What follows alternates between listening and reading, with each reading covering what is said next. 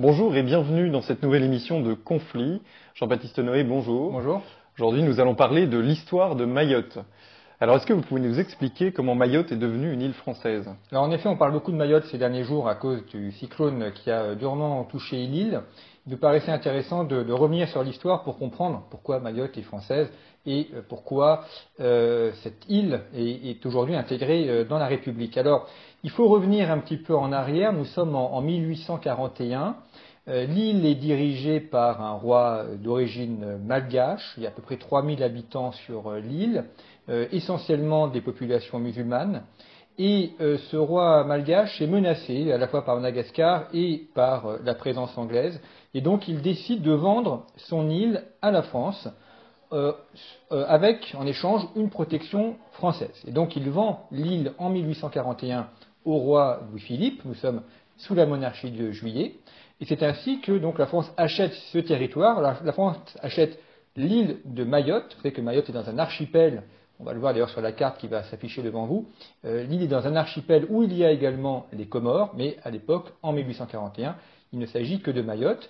Donc ça devient une possession française par achat. La France verse tous les ans de l'argent à ce roi pour qu'il puisse subvenir à ses besoins, et la France également assure sa protection. Ce roi donc a vendu son île, mais pourquoi la France a-t-elle accepté cet achat? Alors, il faut bien voir qu'il y a ensuite un processus. En 1848, l'île intègre la République française, et puis en 1866, la France intègre l'île dans un protectorat qui est beaucoup plus large, qui est le protectorat des Comores. Alors, il faut bien avoir cette date en tête, parce que si Mayotte devient française en 1841, ce n'est qu'en 1866, donc 25 ans plus tard, que les Comores deviennent françaises avec l'intégration de Mayotte. Enfin, j'y devient français, devient en tout cas un protectorat français. Et à la suite de quoi, en 1908, il y aura un troisième moment où les Comores, Mayotte compris, vont être intégrés à Madagascar dans ce qu'on appelle Madagascar et dépendance. Ce qui fait qu'aujourd'hui, Madagascar revendique la possession sur Mayotte parce qu'en 1908, c'était intégré dans l'ensemble de Madagascar. Alors, pour revenir à votre question, pourquoi est-ce que la France a accepté cet achat? Alors, il n'y a aucun projet colonial chez Louis-Philippe. Il faut bien voir que sous la Restauration, la France contrôle Alger, prise d'Alger 1830, les environs d'Alger. Mais les hommes de la Restauration ne sont pas du tout portés sur la colonisation. Il y a déjà ce débat en France qui va aboutir dans les années 1880, notamment avec Jules Ferry et la Troisième République, à la colonisation, mais ce n'est pas le cas de la monarchie de Juillet. D'ailleurs, je renvoie nos lecteurs à l'ouvrage que j'ai consacré à la monarchie de Juillet, la parenthèse libérale, où on voit bien comment les ministres de l'époque, notamment François Guizot, ensuite Tocqueville, qui n'est pas ministre sous la monarchie de Juillet, mais qui est un homme important pour la politique de l'époque, ne sont pas dans une optique de colonisation, mais dans une optique de point d'appui. Un élément d'ailleurs que j'ai développé dans une vidéo précédente de conflit sur la question de l'espace en géopolitique. Donc dans l'idée de Guizot, il faut avoir des points d'appui à travers le monde qui permettent à la France d'assurer une présence mondiale. Et donc Mayotte a un intérêt géographique et stratégique qui est de servir de ravitaillement pour les navires. Puisque à l'époque, on n'a pas encore le canal de Suez qui sera ouvert quelques décennies plus tard. Donc les bateaux passent le cap de Bonne-Espérance, remontent le canal du Mozambique. Mayotte est situé au nord du canal du Mozambique. Et il y a ainsi un point d'appui où ils peuvent ravitailler en eau potable et en alimentation avant d'aller soit vers le golfe arabo-persique, soit vers les Indes. Donc c'est ça l'intérêt stratégique de Mayotte, qui est de disposer d'un point d'appui. Et ensuite, quand on passe dans les années 1880 jusqu'en 1945, 58 dans une optique de colonisation, eh bien Mayotte va rester dans ces territoires et donc va être ensuite intégrée à Madagascar. Donc au début, pas vraiment de projet colonial, Mayotte devient un point d'appui, mais ensuite c'est une colonie, et il y a la décolonisation au XXe siècle. Pourquoi Mayotte n'est pas devenue indépendante au XXe siècle? Alors effectivement, c'est une question qu'on peut se poser, et là il faut aussi revenir à l'histoire. Donc Madagascar devient indépendant en 1960, et les Comores, et donc Mayotte, qui étaient rattachés à Madagascar depuis 1908, sont détachés de Madagascar, donc ça reste possession française. Et ensuite, en 1974, il y a un référendum pour l'indépendance des Comores. Et le référendum est positif, c'est-à-dire que la majorité de la population des Comores vote en faveur de l'indépendance, donc de Comores indépendants. Sauf l'île de Mayotte, où à Mayotte, la population vote très majoritairement contre l'indépendance. On a à peu près un tiers de la population qui vote pour l'indépendance, deux tiers qui votent pour le rattachement, pardon, plutôt pour le maintien à la France. Et donc, le président de l'époque, Valéry Giscard d'Estaing, considère que, puisqu'il y a un tel écart entre les différentes îles de l'archipel, on va faire un autre référendum à Mayotte, mais uniquement à Mayotte, pour leur demander spécifiquement s'ils veulent être indépendants ou rester français. Et donc, ils votent pour le maintien du rattachement dans le giron français. C'est pour ça que Mayotte demeure dans le giron français, alors que les Comores sont détachées et deviennent indépendantes. Et donc, il y a depuis lors un débat. Les Comores revendiquent la possession de Mayotte. Ce à quoi on peut leur répondre que Mayotte n'a jamais été comorienne, puisque Mayotte est dans le giron français depuis 1841, quand les Comores n'y sont que depuis, pourrait-on dire, 1866, et qu'au moment du référendum pour l'autodétermination, Mayotte s'est toujours exprimée en faveur du maintien dans l'espace français.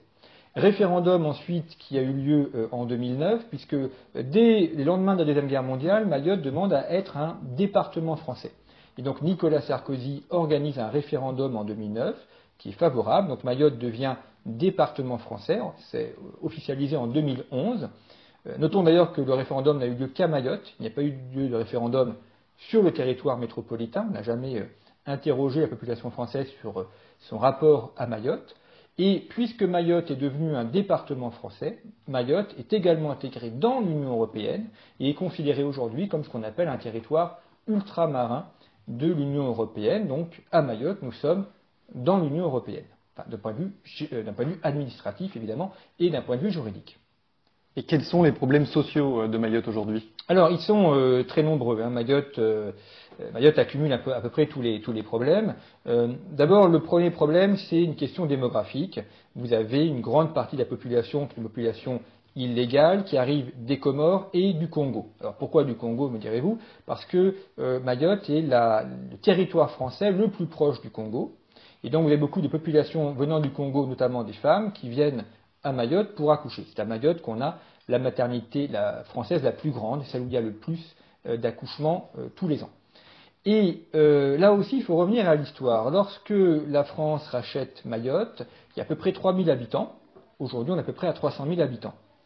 Et à l'époque, donc, on a un sultan qui est d'origine malgache, avec une population qui est essentiellement musulmane, arabo-musulmane, qui vit de la traite, et donc qui fait venir des esclaves d'Afrique, selon le schéma très classique de la traite arabo-musulmane dans la Corne de l'Afrique. Et Louis-Philippe, qui est très opposé à la traite négrière et qui est très en faveur de l'abolition de la traite, d'ailleurs il a joué un rôle très important dans l'abolition de la traite, eh bien Louis-Philippe interdit la traite à Mayotte. Et lorsque la traite est officiellement interdite, plutôt que le processus prend son terme en 1848, eh bien Mayotte est déjà un territoire sans esclavage. Et comme il n'y a plus d'esclaves à Mayotte, eh bien, les élites locales, arabo-musulmanes, font venir des populations d'Afrique pour travailler dans le territoire de Mayotte.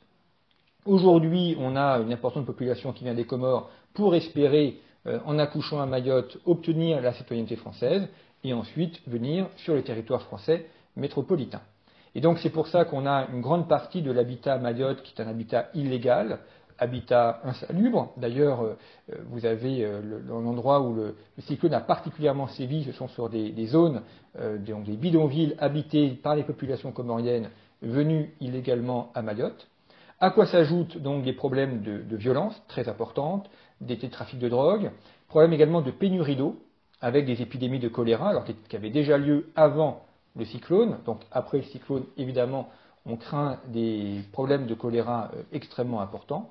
Et puis des services sociaux qui sont saturés. Pourquoi? Parce que les services sanitaires sont adaptés à la population officielle, à la population légale. Mais comme vous avez une très importante population qui est non officielle et non légale, eh bien c'est disproportionné par rapport à des services sociaux sous-dimensionnés.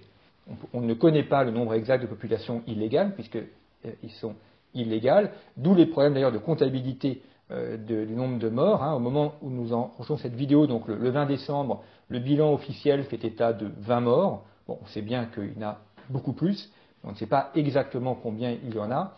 Le préfet a dit qu'il y aurait peut-être des centaines de milliers de morts. On verra après le décompte. Mais voyez que tout cela s'ajoute donc à ces différentes strates qui créent ces problèmes sociaux importants. Et on parlait tout à l'heure de Mayotte comme un point d'appui pour la France de la monarchie de Juillet.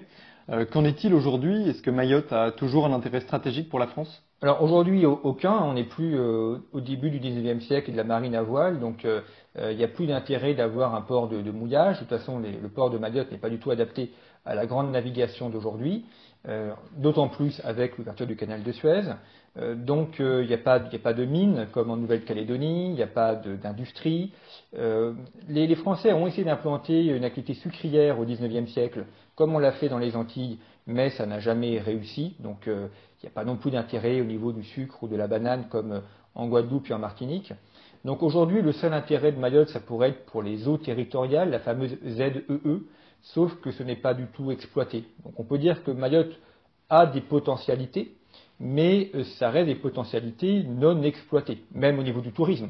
Mayotte, ça pourrait être la nouvelle île Maurice, ça pourrait être les nouvelles Seychelles. Ce n'est pas le cas. Donc on a aujourd'hui pour la France aucun intérêt ni économique ni géostratégique à conserver ces territoires. Ça a été conservé, on dirait, par esprit humanitaire, par atavisme historique. En 1974 parce qu'ils avaient voté pour le maintien dans l'espace français. Mais Mayotte, en fait, est malade des mêmes maladies que les autres Outre-mer. C'est-à-dire qu'il n'y a jamais aucune réflexion française sur ce que l'on fait des Outre-mer. La France est le pays des 13 fuseaux horaires et c'est le pays des Outre-mer non pensés. On ne pense jamais la puissance française à travers les Outre-mer. On a une vision qui est uniquement de traitement social.